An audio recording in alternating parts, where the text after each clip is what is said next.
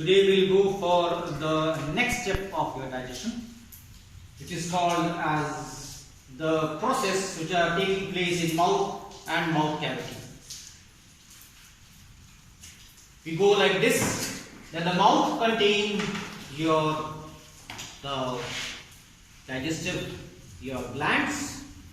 See? So in the mouth cavity opens your saliva or salivary duct, so to say. The salivary ducts, they bring out or they pass on saliva from the salivary glands into the mouth cavity for the digestion. In the mouth cavity, the first thing which takes place is digestion of your carbohydrates. This is done by your salivary juice or the saliva which contains your enzyme salivary amylase. The other name of this is also called as your alpha amylase, or it is also called as your ptyalin. The pH of this is your 7.4 to 7.8. We will have a demonstration of this.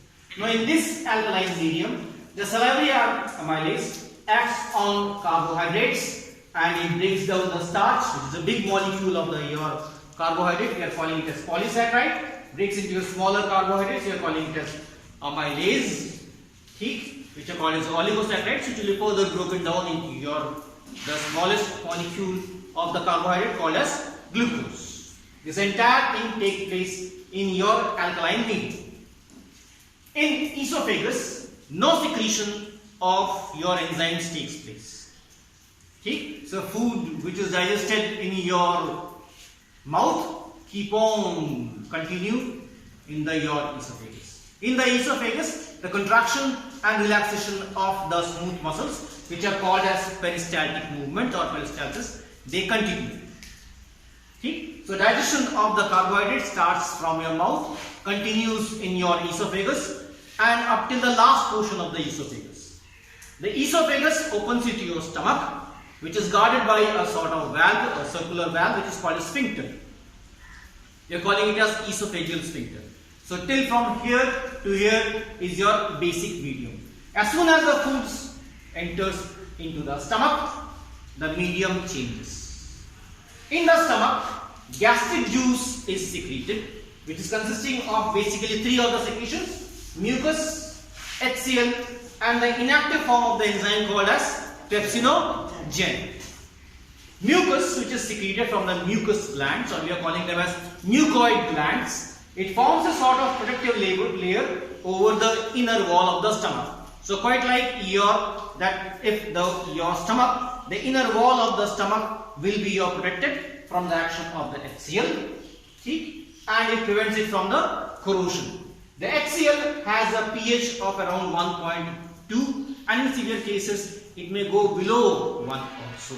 But basically the range is from 1.2 to 2.0 like this. The HCl, which provides the acidic medium, acts on the enzyme called as, which is inactive form, called as pepsinogen. This pepsinogen is converted into the active form of the enzyme called as what? Pepsin. This pepsin now acts on the bigger molecules. We are calling it as your proteins. Proteins are also called as your polypeptides. These proteins are broken down into amino acids. See? Now there is one more secretion which is called as gastric lipase. This is a lipid digesting enzyme, acts on lipids or fats, bigger molecules, and breaks it down into fatty acids and glycerol. This entire thing, this entire portion, these two steps, they act in your acidic medium. This works in your basic medium. We'll have a short demonstration of what is actually called as alkaline and your acidic pH, and we'll also have a sort of demonstration what is called as starch and how it looks like. Now here itself I am having things like this, and boys and girls, you will give it yourself. This is your litmus paper. I'm not telling you what is this. I am dipping it into it and I am taking it out. Ready? As soon as I take it out, so the color changes to water. This color changes to your pink. So litmus solution changes into your pink pink or your red is indication of water acid. So this is your, what I have used here is your acid. G. It's called as your acid. Okay, we'll use once again the same thing in a different way. Now we will take, this is your HCl. I have already done an experiment. This is it. Sure. This is your litmus paper. I am dipping it into this. See the condition of it, what has happened. This is the original your thing which I have taken and prepared in the lab. See the condition is this. What is turning into pink. Now we will match with the color chart.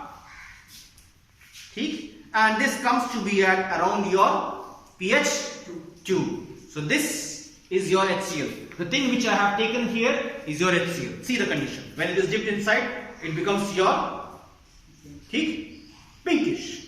We will take one more experiment. We will take one more your pH paper, and in this we will take a certain different.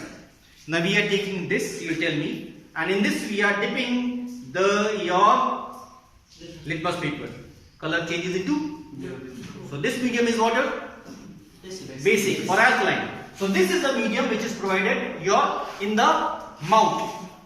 When we match with the color chart here, this comes to be around your 7.4. Can you understand? So here, this is the medium which is going to act. And before this, what I have told you, this is the pink one. This is your here. We'll take one more example. See? Now this is your iodine solution. This is your iodine solution. This iodine solution is put on water. This is what? Potato. So let's see whether this iodine solution gives the test or not. So this is a cut potato. This I am pouring in your petri dish like this.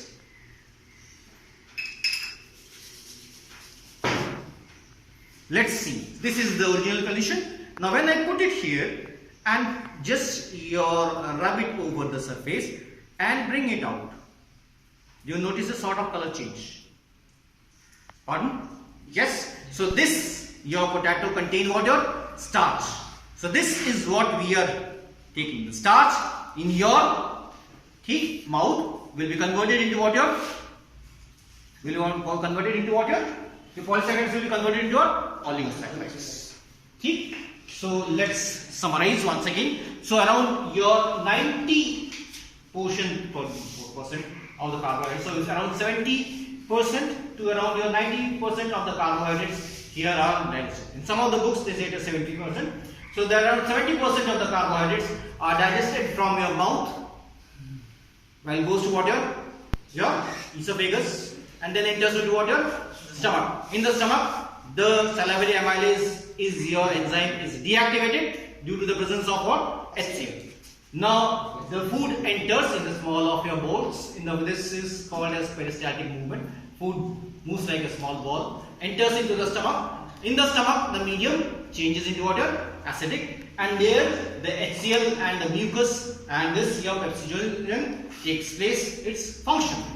Mucus surrounds the inner wall, forms a protective layer.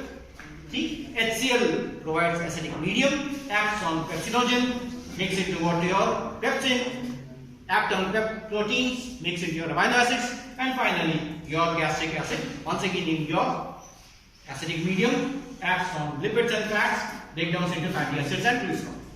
The remaining portions we will take in the next class. Thank you.